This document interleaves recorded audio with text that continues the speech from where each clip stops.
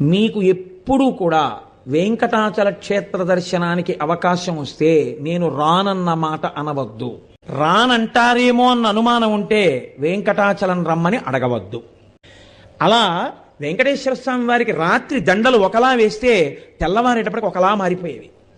ఎవరు చేస్తున్నారని ఒక రోజున అనుమానం వచ్చి ఒక మహంత్ గుదిలో నక్కి పడుకున్నాడు చూద్దామని.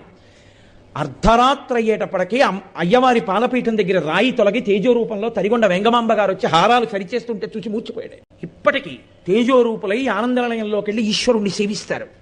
బ్రహ్మగారు, చతుర్ముఖ బ్రహ్మగారు ప్రతిరోజు వెంకటేశ్వర స్వామి వారి పాదాలు కడిగి ఆ పాత్ర అక్కడ ఉంచుతారు. అందుకే రాత్రి నీటి చెంబు ఉంచి తలుపులేస్తారు.